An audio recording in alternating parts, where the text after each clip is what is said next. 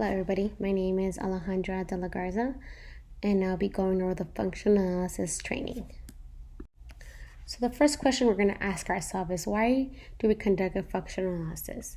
A functional analysis allows a clinical team to determine which treatment should and should not work once the team determines the function of the behavior.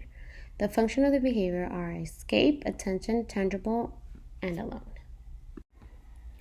The second question we're going to ask ourselves is, what is a functional analysis? When conducting a functional analysis, one control condition and 4 test conditions are presented one at a time. Each condition allows for the arrangement of antecedents, what happens before the behavior, and consequences, what happens after the behavior, preferably in the client's natural environment. The control condition is the play condition, and the 4 test conditions are escape, attention, tangible, and alone. The events of each condition is manipulated differently, but specifically for that condition. In result, the clinical team is able to identify the function of the problem behavior. In the control condition, which is the play condition, the environment is set up as free play. The antecedent is that there is no expectations nor demands during the session. The consequence is that reinforcement is freely available and any tangibles and social attention are readily available.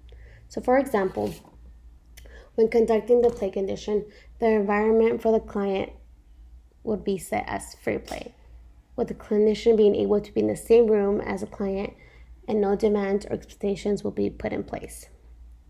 The clinician can parallel play or interactively play, providing social attention to the client during this condition. The first test condition is contingent escape. In the antecedent, tasks and are delivered continuously. The tasks are given using a 3-step prompting procedure.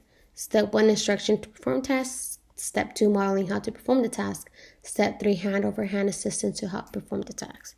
So for example, the environment will be set up for the client to complete task.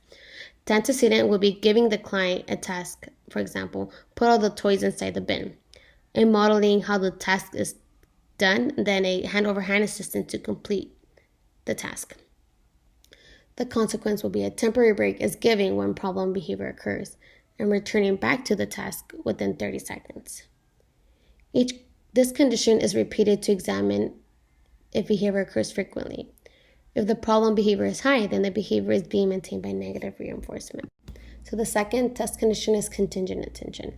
So in the antecedent, the attention is withheld or diverted from the client.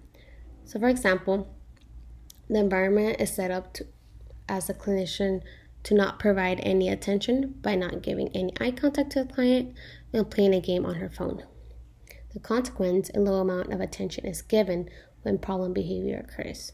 So for example, the consequence is that the clinician provides a small amount of attention by giving the client eye contact and telling the client she is playing a game, if a problem behavior occurs.